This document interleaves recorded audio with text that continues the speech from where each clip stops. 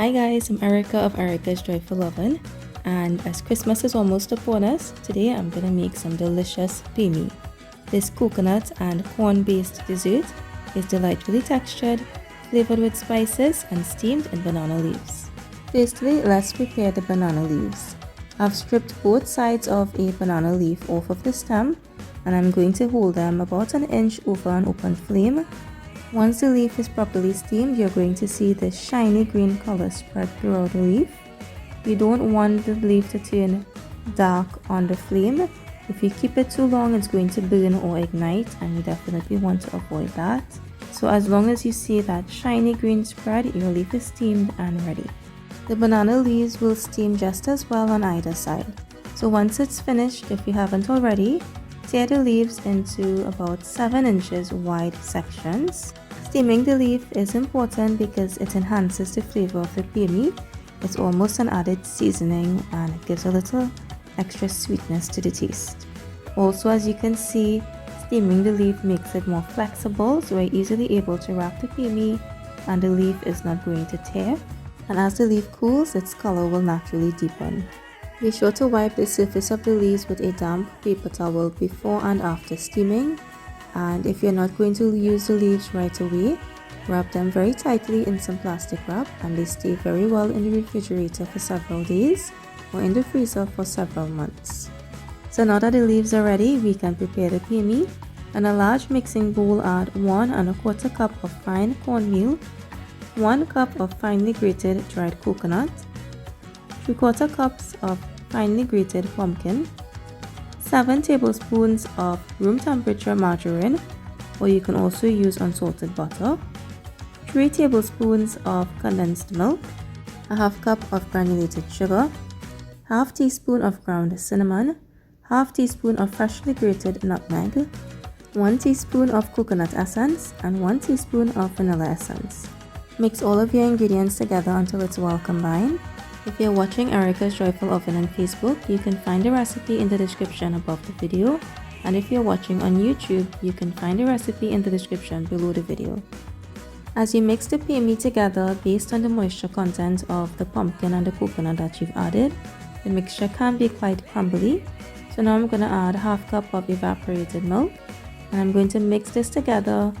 The texture that I'm aiming for is very moist, but just firm enough to hold it shape. So now is your chance to add in any extra spices or sweeteners to give you that perfect taste in the paime. As you can see, the texture of the paime here is quite perfect. It's very moist and it's just firm enough that it's able to hold its shape and it's not going to run out of the leaf. And now you can mix in any extras. I'm adding in 2 tablespoons of raisins, or you can even add in some dried cranberries if you wanted to make this a little more festive. And now we're ready to add the mixture onto the banana leaves. So to the surface of a piece of leaf, I'm going to add just a light bit of butter, and I'm going to add 6 tablespoons of the mixture into the leaf. You can add a little bit more or less depending on the size of paime that you want and the size of the leaves that you have. You can also add just a piece of bay leaf inside of each wrapping, and that's going to enhance the flavor. Roll the paime into the leaf as tightly as you can, and next we're going to tie this package together with string. You can also use thread if you don't have any string, and this is just so that the leaf is not going to open out in the pot and it's going to hold all of that mixture into the leaf. Another alternative, if you don't have any string, is to wrap the package tightly in a piece of foil paper, and this is going to hold the leaf together as it boils. You can even place the mixture directly into the foil paper and fold it over, tightly sealing the edges. Once you've wrapped all of your mixture in the leaves, place each package very carefully into a pot of boiling water, making sure that the water is enough to totally submerge each package. And I'm covering the pot with 2 pieces of banana leaves, and this is going to help keep in the steam as the paime is boiling.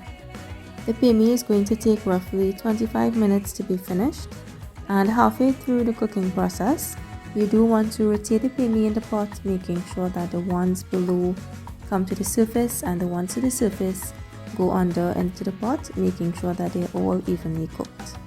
If you are making more than 6 paime at a time, depending on how crowded the pot is, you can cook this for an extra 5 to 10 minutes until it's done. Once the paime has finished boiling, you want to immediately and carefully remove it from the boiling water. Place it into a rice strainer that is then placed into a bowl to capture the water, and this is just to drain off any excess water that might be stuck within the leaves. We do want to allow the paime to sit at room temperature for 5 to 10 minutes, and this just allows the cornmeal to set. It almost feels like Christmas morning as I open this package. It smells amazing. I get all of the spices coming across in the aroma. I'm even getting a really nice aroma from the banana leaves, and it's just added such a depth of flavor to the paime. So you can see the paime is so soft, it's moist, and as I dig in, there's just the right balance of spices and raisins. The paime can be served hot or cold, and it stays very well in the refrigerator wrapped in the banana leaves for several days. So I hope you guys try this recipe. Let me know in the comments below if you do, and be sure to like and subscribe. Invite your friends to do as well. Erica's Joyful Oven on Facebook and YouTube, and I'll see you guys next time for another amazing recipe. Bye guys.